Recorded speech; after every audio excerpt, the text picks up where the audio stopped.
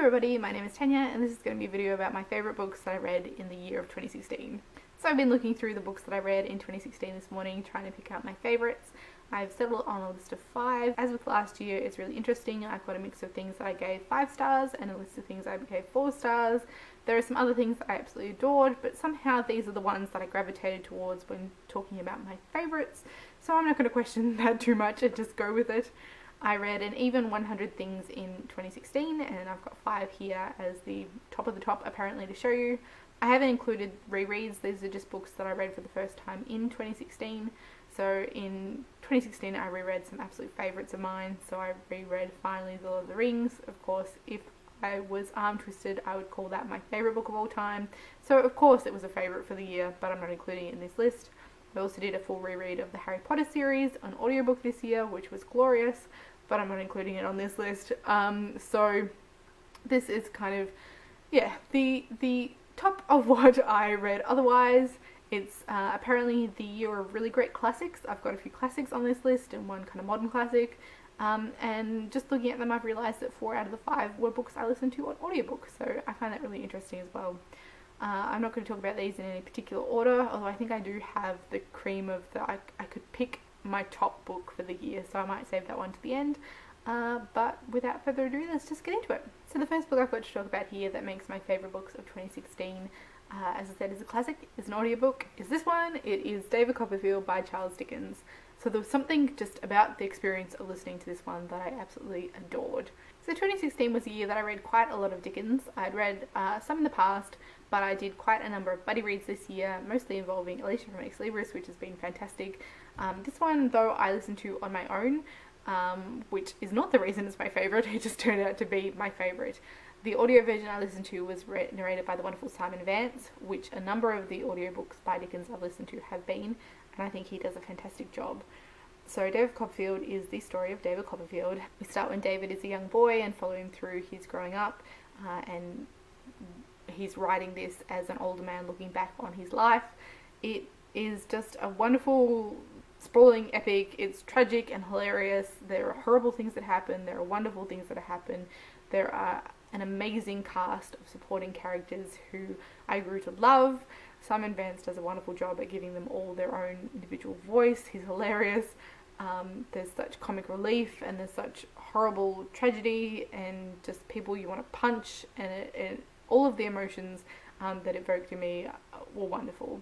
I was somewhat familiar with this story going in, as I had seen the BBC adaptation previously, but I'd seen it so many years ago that a lot of the finer details had already gone, so I experienced this basically as new, just with things going, oh yeah, I do remember that kind of going along, but most of what I remembered from it was from the very start of the novel, and then the latter half was an entirely new experience for me again, which was wonderful. What I've really enjoyed about reading more Dickens this year is, you know, he creates such wonderful worlds, and so he creates these really rich characters and huge casts of characters that somehow weave their way in together, and I think sometimes some of his supporting characters can be even more amazing than his main characters, and so absurd. He's just such a wonderful creator of different characters, and you know, out there characters and ridiculous characters and over the top characters that just you come to care for so much, and I think this one really does that so well,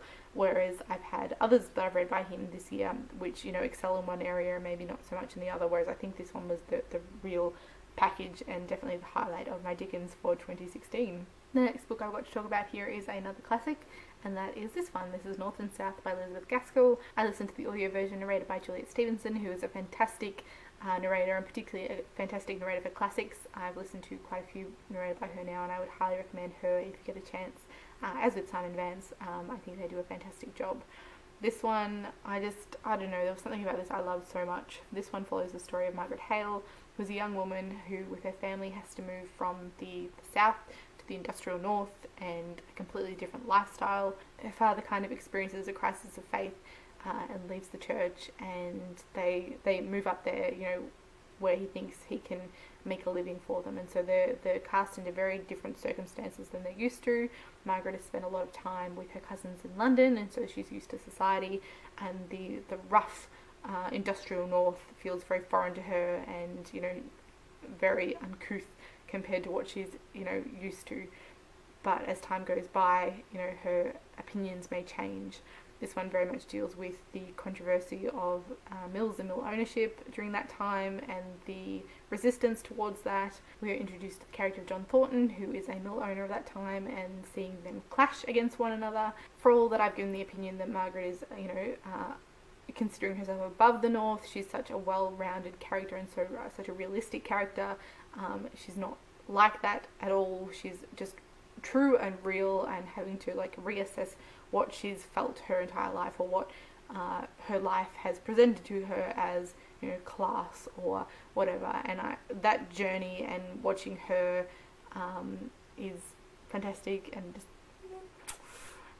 makes me smile, and it was wonderful, and I loved it a lot. And looking back, this is one that I gave 4 stars to for the year, but looking back, it's definitely one of my more memorable reads. It's one that I loved listening to, and for that reason it's made my favourites for the year.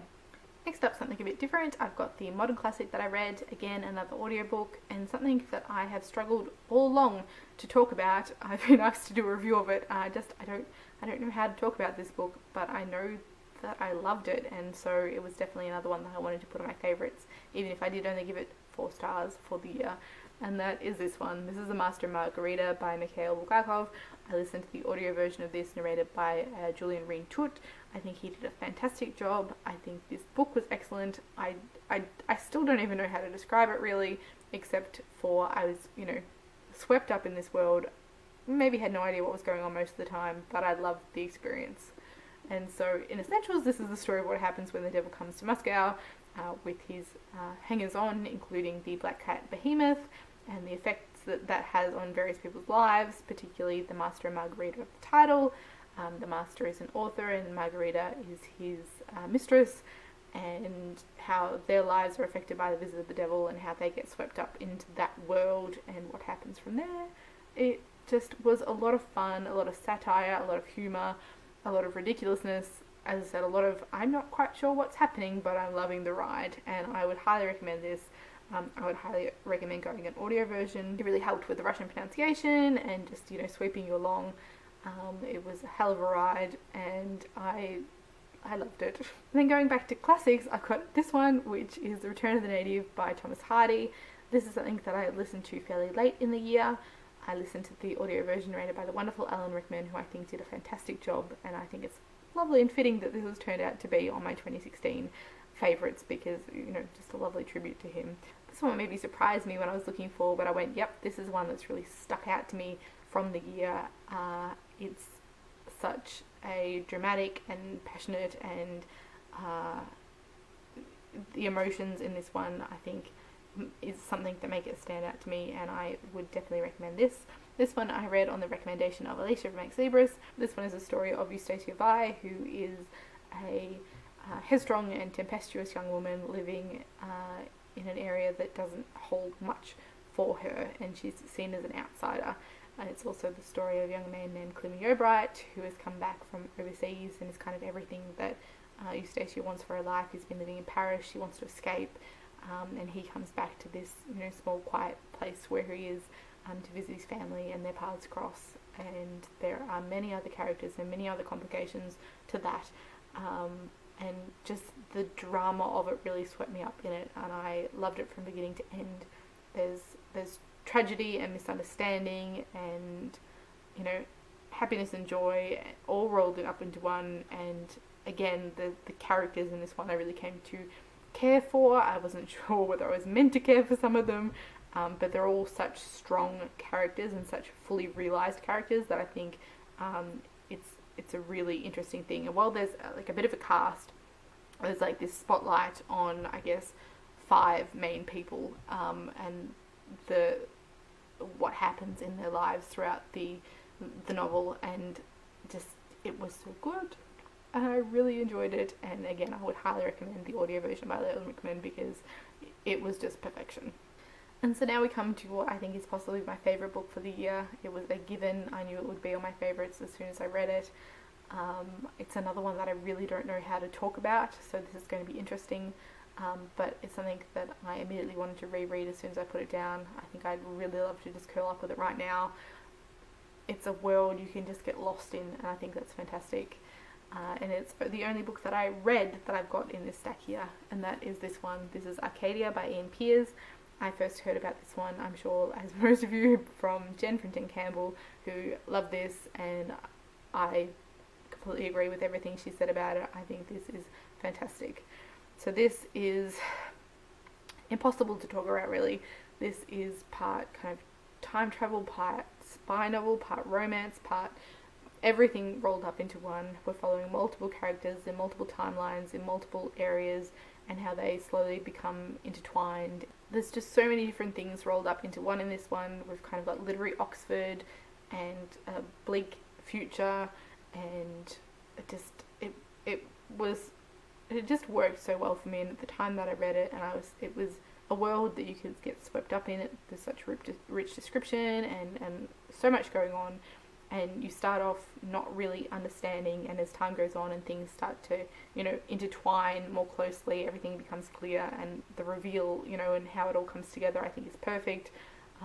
It's intricately plotted, it's masterfully done, and I would highly recommend it. And there's one review on Goodreads that I think still sums this up perfectly, and if that doesn't make you want to read it, then I don't know what will. It's the most highly rated review on Goodreads, so it's not that hard to find, but it's by a user called Gareth, and so his review says, "The most entertaining Shakespearean time travel dystopian science fantasy spy thriller romance I've read in that terribly overcrowded genre." And that, you know, is really quite accurate in a way, in terms of it brings in so many different elements into one thing, and it just works so well. And so if that doesn't make you want to read it, I don't know how to sell it to you, because yeah. So these are the books that I've settled on as my 5 favourites for the year. As I said, it's been a really great classics year apparently, and a really great audiobook year. It's been a weird interrupted year in terms of my reading, but I've read some fantastic stuff during that time, and I have enjoyed every minute of it. So if you read any of these books, and if they're some of your favourites, or if they're not, let me know in the comments. If you've got any questions about them, let me know what some of your favourites for 2016 were. And as always, thank you all for watching, and I will see you next time. Bye!